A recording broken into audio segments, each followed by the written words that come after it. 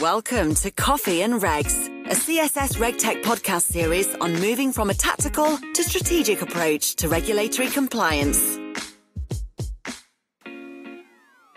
Hi, this is Natalie Silverman for CSS. Welcome to our next episode of Coffee and Regs. On today's episode, we're discussing the latest news for registered investment advisors, including what will be required in 2022 surrounding continuing education requirements, the implementation of the new marketing rule, and what's next for Form CRS.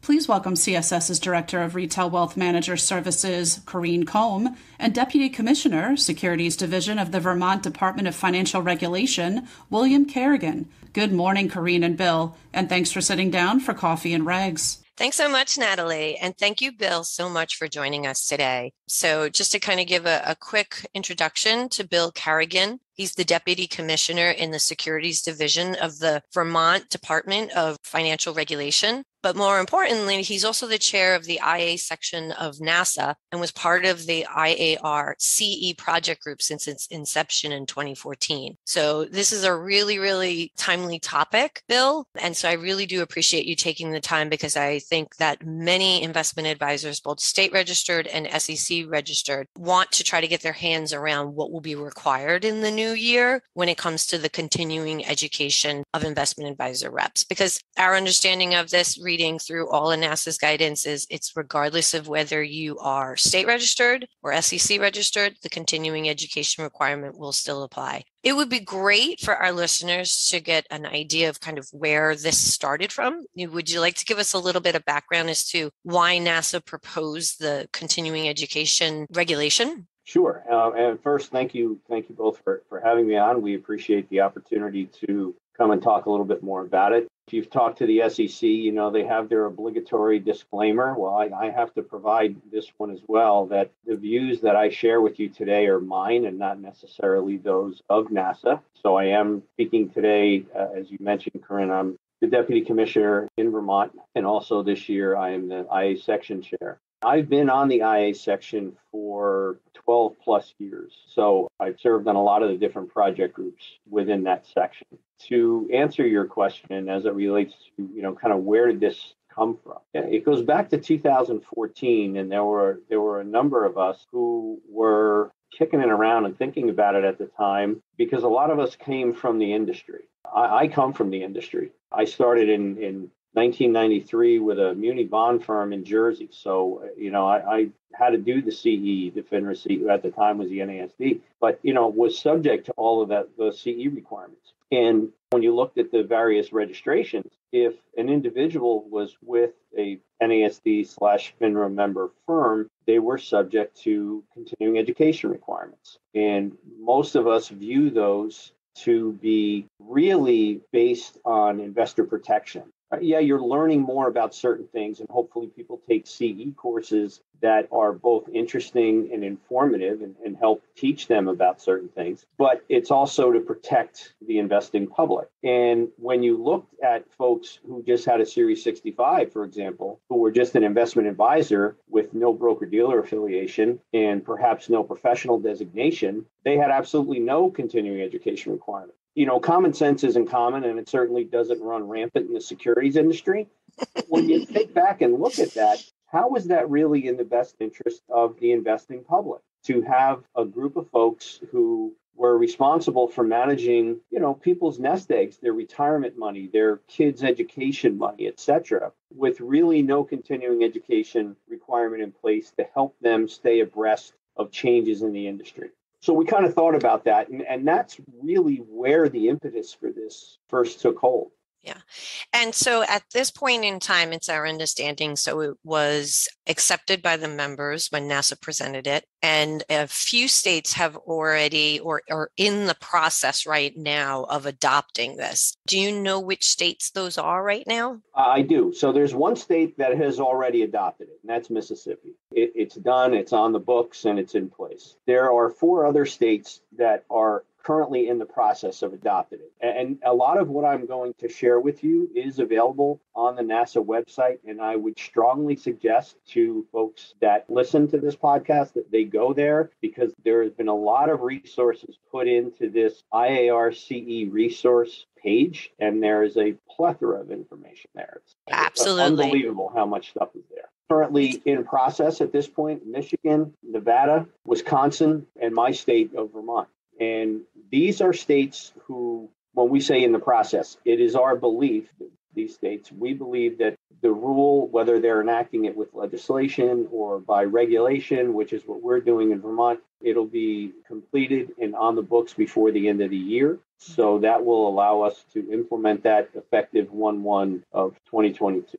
So firms right now don't have to worry about it for 2021 presently. This is going to be in effect for 2022. And it's our understanding that advisors will have a 12-month window, is that correct, of being able to satisfy the CE? And so if, for instance, you are in Mississippi or in Vermont, your home state, once it gets in effect, what is then the mechanics for an investment advisor representative of either a state or SEC registered advisor to then start the process? I mean, because now you have all of a sudden something new. And if I was an IAR, I'd say, okay, where do I even begin? Yeah, no, that makes total sense. So NASA has done a lot of outreach to firms, to the designations, to all different kind of folks, compliance consulting firms that touch folks like you and other firms, to kind of review this with them, let them know what's going on, what it entails. The process is actually going to be pretty simple for an IAR.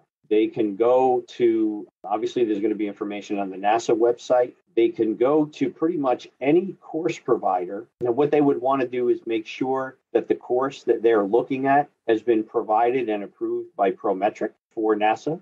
And if that's the case, they take the course. The provider then is the one who would relay that information, the completion information, to FINRA. Right? So this is going to be maintained on a FINRA database similar to their current CE requirement.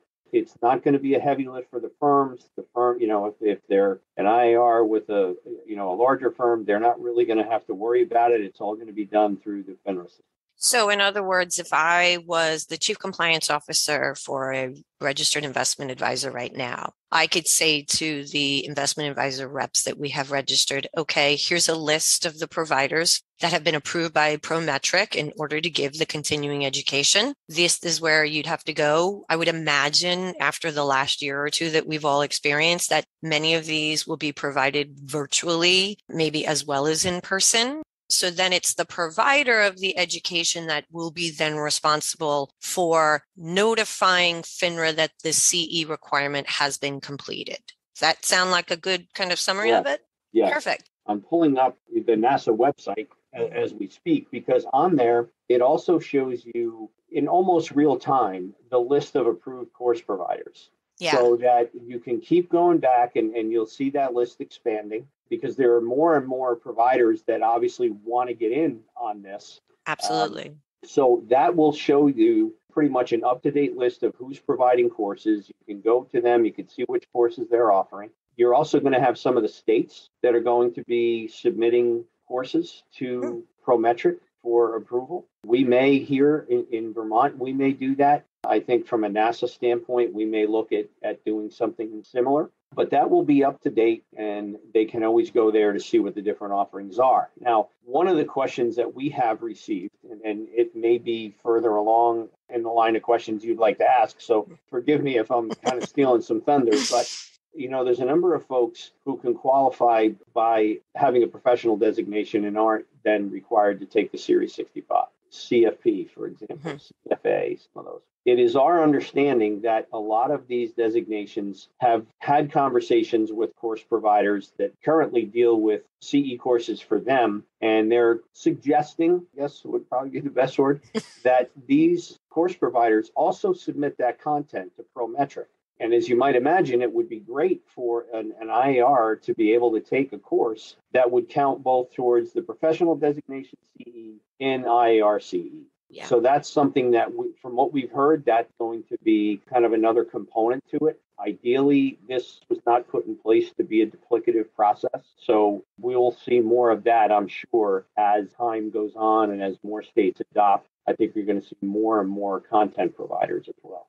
Yeah, and I know we here at CSS, myself, have reached out to the CFA Institute, since so many of the investment advisors we work with are charter holders, and we are trying to coordinate with them to understand what are the courses that have been approved by Prometric. I think it's still a work in progress, which obviously that's natural since this is kind of a new rule. Only one state has adopted it fully. I would expect that will continue to change, but it is good. And I'm so glad the state and NASA took that into consideration, that if someone's already a CFA charter holder, you're not having duplicate needs to do continuing education twice, because that can be burdensome. And like yourself, I'm a certified fraud examiner. I know we have our own CE requirements every year, and ethics is definitely one part of the components of the CE that's required. So there's the ethics components, and then the other component is more of a product specific. Is that correct? That's correct. So it's really broken down into two pieces. You have the products and practices, which there would be 6 hours for that. And then the ethics and professional responsibility, there would be 6 hours there. And one of the things that we have heard at this point is that people, I think initially were concerned that there might not be enough course content available. But what we've been told at this point is that that isn't the case. There will be quite a bit of it. And there will be a number of ethics classes as well that will be available. I can tell you, for example, in Vermont, we have an ethics class that was approved through Prometric for insurance producers. The course right now is something that we do live, which what is live in the last few years? I mean, Yeah. This is live, right? So, Exactly. we're going to try to see if we might be able to submit that to Prometric and get that approved. And we may be able to make it more of a virtual type of situation. But it is new, so we're all kind of growing and trying to figure this all out at the same time. We think it's an important piece, but by the same token, we don't want to be overly burdensome and duplicative in the process. That was never the intention. That's really, we're striving not to do that.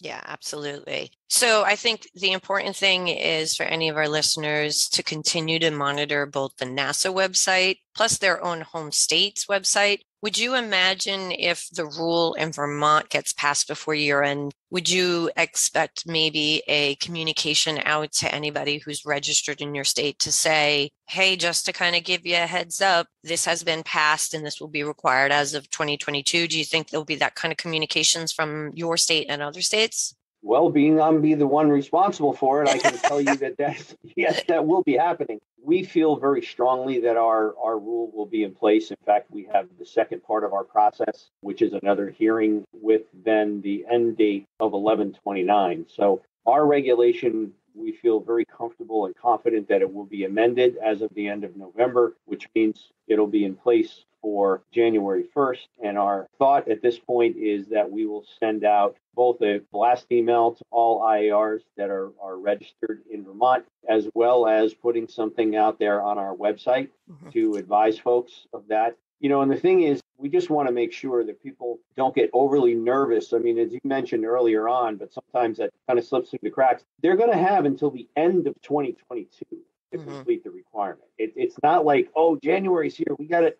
No, take a breath. But it will be something that we feel very comfortable will be in place in Vermont for 2022. And we're going to try to be as proactive as we can with getting that information out. Now, some people say, well, how come you didn't send anything out now? Well, the reason we didn't send anything out at this point is because our regulation is not approved. Exactly. So we also don't want to create unnecessary angst. We want to wait until it's done and it's there and people can see it and they can read it. And that was our rationale behind not doing it at this point. But once the process is done and the regulation is approved, we will be getting communication out to both IARs and also to firms like yours. We're going to let you know that it's ready and in place in Vermont at this point, so you can work with your clients too.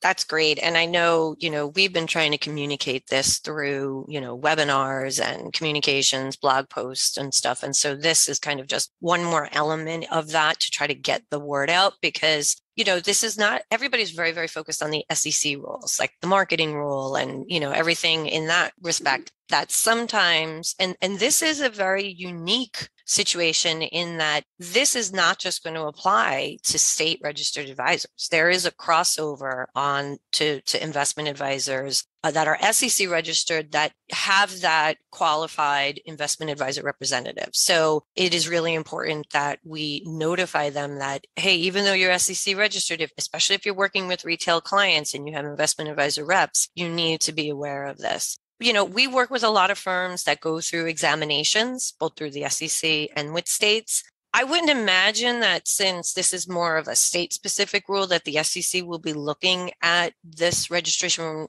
continuing education requirement in exams. So how will that work with states? If you technically don't have jurisdiction like examination jurisdiction, how are the states going to kind of ensure that in fact, people are doing the continuing ed and meeting the obligations of their home state, wherever they are registered in? Yeah, it makes sense. So because all the information is going to be, for lack of a better word, warehoused on the FINRA site, similar to CE now, the IAR CE is going to be there as well. So the registration departments in states can view that and they can download reports and they can see who may be deficient, who may have completed it. So I would imagine, and I can't speak for all the jurisdictions, but I think one of the things that we'll probably do in Vermont, as we get halfway through the year, maybe getting towards the third quarter, we'll probably send something out via email or whatever to the IARs that are deficient at that point. It just is a reminder, hey, FYI, we're 3/4 of the way through the year. Just to, again, we're going to try to be proactive. The last thing we want to do is be a gotcha. We're not trying to do that. So I could see us doing that. And I would imagine that other jurisdictions would probably do something similar. Again, I can't speak for all of them, but, as you mentioned, Korrine, this is it's a new thing. So we're all going to kind of grow with this as it progresses, but we feel comfortable and confident that, that what we're going to be able to put out there is going to be beneficial. And we're all trying to be on the same page in the hymnal here and help everybody get through it. The last thing we want is somebody who is CE deficient, at the end of term when it really didn't need to happen. Yeah. And I'd imagine that compliance officers for all the organizations will also want to be on top of that to make sure that any of their investment advisor reps have satisfied it, because I don't want to assume, but I would imagine that there could be then consequences and some type of fines or enforcement or something if you haven't satisfied it. Yeah. So, and, I can't really go into what it would be, and because, again, it would be a jurisdiction by jurisdiction basis. But I could tell you, as being a former compliance guy who used to be responsible for the firm element CE in a firm with 68 branches and 1,500 registered reps, yes, we will, I'm sure that they will take an active role in making sure that their folks complete the CE requirement. Yeah, definitely. And I know we're going to look in the FINRA system, which is where all the CE will be reported, to see what kind of reports are now available to compliance officers to identify who are the reps that still need to get it in the new year and those that don't. Anything else that NASA's up to these days that both our listeners that are state or SEC registered should be aware of? Well, one of the things that you mentioned earlier, and I wasn't sure if we were going to talk about that today, was you mentioned the SEC amended advertising/marketing rule. Yeah. And, it's a little bit different. And, you mentioned that IARCE really impacts both state and federally covered firms in that their IARs need to take care of this, where the SEC advertising, amended advertising marketing rule really is, the federal firms. But what's interesting there is you have some jurisdictions whose regs and or statutes may incorporate by reference some of these federal regulations. Exactly. So the states that incorporate that as part of their regulation or et cetera by reference, obviously there's really not going to be much that they need to do. It's just gonna happen. Now, we all know the rule is in effect, but full compliance isn't really required until November of 2022. So there's still that grace period. I can tell you that in Vermont, we incorporated part of it by reference, but part of it isn't. So we're going to need to go back and take a look at that section that's not incorporated by reference that may be contained in other parts of our regulation and see whether or not we're going to have to make any additional changes. So every jurisdiction, and I know this is the last thing that people want to hear, but every jurisdiction is different. So what I would say is reach out to your clients, reach out to your home state, or, simply the compliance people could also go to the regulation and see. It should be very easy. There should be a section of the regulations that, have the headline incorporated by reference, and it should be there, and you could, go through it. But if you don't want to do that, you could probably reach out and they can tell you where they are in the process. Now, that being said, as the chair of the IA section, I feel pretty comfortable when I say that this is something that we'll be looking at as a section. And we have project groups within the section that are tasked with doing different things during the course of the year. I wouldn't be surprised if at some point, the impact of this new amended rule would be something that we would be looking at to help provide guidance to our member jurisdictions. Nothing, definitive right now with a specific timeline, but I can tell you that NASA is aware. We've all been getting the calls. It is something that's important to us, and we will be looking at it and addressing it as we go. Yeah, that's really, really helpful because we as well have gotten a lot of questions from some of our clients that are state registered as to can they adopt the SEC's version of the new rule? And we've kind of said, let's pause right now. Let's see. And it's not always so easy to find out which states do adopt by reference. Right. Sometimes you kind of feel like you're digging and not finding where it is in the state's rules. Some states' websites are better than others, I will say, but we do intend to help firms with that in the new year. Like you said, they have until next November to come into compliance if they're SEC registered. And we're hopeful that maybe some of the states start to address this. I know one area of the new marketing rule, the new SEC's marketing rule that could, and maybe NASA has this on the agenda to talk about, is the section that does address cash solicitations and how that kind of changes a little bit under the new marketing rule of a testimonial endorsement now being deemed a solicitation. And I know we've gotten a lot of questions from our clients to say, well, is that going to change any of my relationships with cash solicitations if we're state registered and stuff? So I'm glad that you have it on your radar and you guys are internally talking about it, because I think especially state registered advisors are very thirsty to learn and hear and understand, because I think truly they want to do the right thing and they want to follow the rules. They just need that guidance and support. So I think that'd be really helpful. I do have one other question I'm curious about, and I Sure. might be putting you on the spot for this, so I apologize in advance. So the SEC last June adopted the Form CRS. And so anybody that is a SEC registered advisors that work with retail clients adopted Form CRS. When it was adopted and put into place, some of our clients that were state registered said, hey, I want to be able to compete with the bigger SEC firm down the block. I want to have our clients be able to have an apples comparison. Can we do a Form CRS? Now, as of right now, we're only aware of one state that actually adopted that 2-page disclosure document. But do you think in the new year there will be more adopting it, or do you think there'll be another way to kind of share that same very quick synopsis of this is what I do, this is how I get paid as an advisor, and these are my conflicts of interest? I mean, has that been a discussion at NASA at all? So as it relates to other jurisdictions, again, we haven't really done a deep dive into that. It's something that we, as part of the IA section, we obviously can have some further discussions about. I can tell you that in Vermont, it's not something that we require. If a firm wants to do it, there's nothing stopping them from doing it. It's just not a requirement that we have at this point on our books. And, your next question may be, if you really want to put me on the spot, well, are you going to look to adopt it?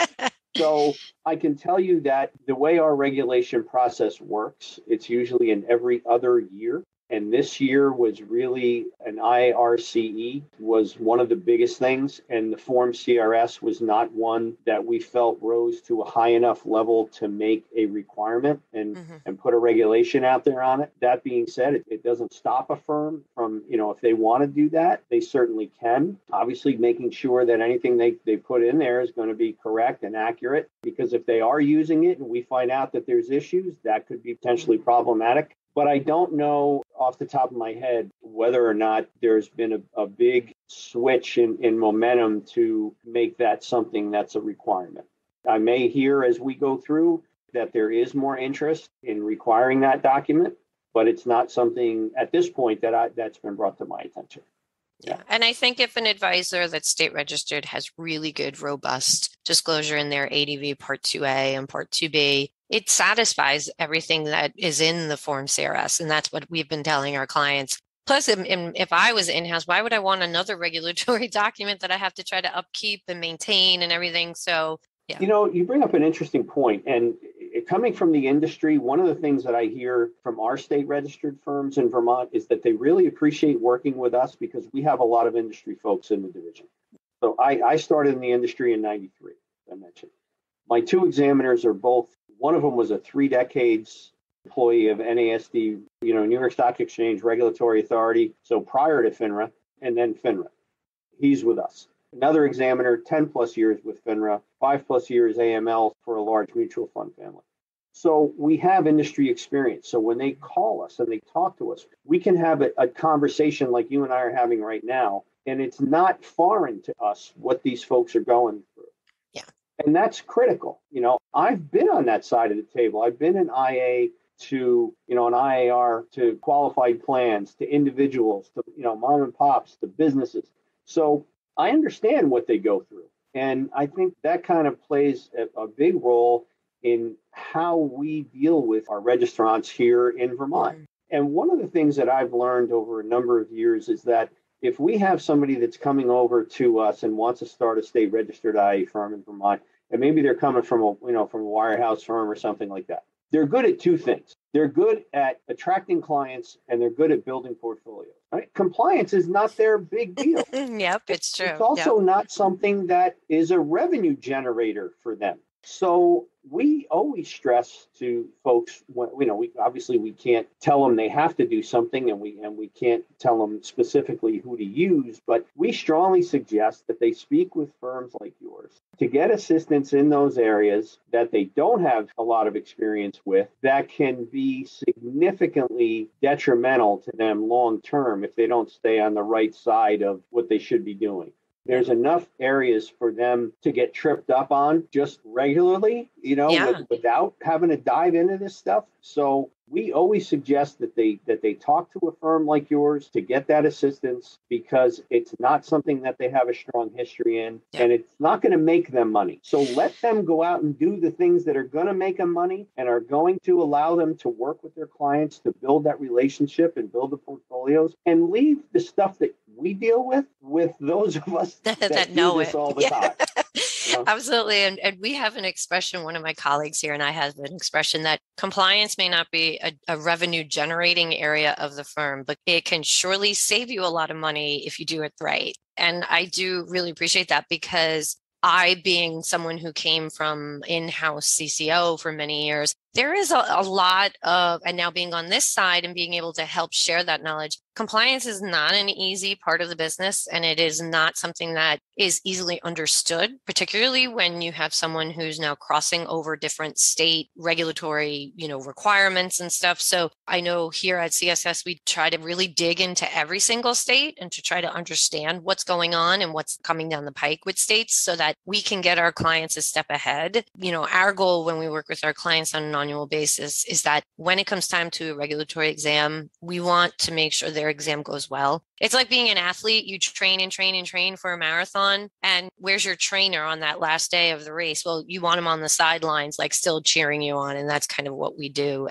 But I think it's really great points. Bill, this has been fantastic. I can't share how much I know because I work with a lot of both state registered and SEC registered. This has been tremendously helpful for me. I know I have a lot of great things that I'm going to take back to our clients. Is there any kind of last parting words you want to just share with our listeners today? Anything else that you think that we should know about before we sign off? I would say that for the most part, I think you're going to find pretty much across the board that the state securities regulators are here to help. We don't want an adversarial relationship. At the end of the day, we all want the same thing, right? We want the investors in our states to be handled the way they should be because there's a real need for quality advice. And if you want to provide that, at least I can tell you in Vermont, we welcome you with open arms. the majority of the states, if not all of them, are going to be the same way. And firms like yours, I think it's almost like a partnership where we're here. We don't mind speaking, answering questions and things like that. We'd rather folks reach out ahead of time.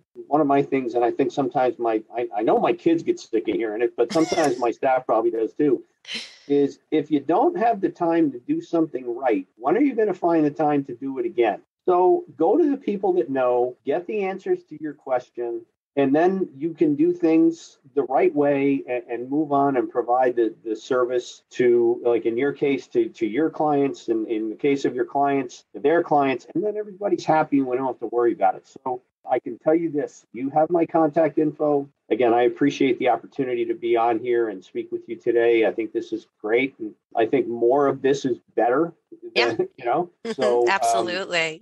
As we progress throughout the year, feel free to reach out and I'll let you know, kind of how things are going with some of the things that we spoke about today. We're always here to be helpful. That's fantastic. And I know I'm going to continue tracking your website to see if the rule comes into effect so that I could be the first to let all my clients know, or all our CSS clients know, that there's one more thing we have to focus on in the new year, including not just the continuing education requirement, but also the policies and procedures that will have to go along with it. So Bill, thank you so much. We really appreciate it. And I might take you up on the offer of next year touching base and maybe doing a follow-up to this one to kind of see how things are going and to hear about anything else that's going on with NASA. So thanks so much. Good. Well, thank you very much. I appreciate that. And I wish you and all your clients a very happy Thanksgiving. Thanks, Bill and Korrine, for the insight into how you like your regs in the morning. For CSS, this is Natalie Silverman.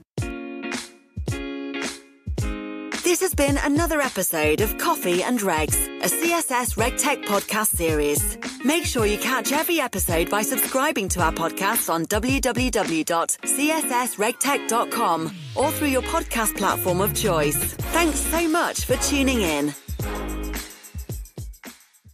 This podcast is brought to you by Compliance Solutions Strategies and is for general information purposes only. All rights reserved.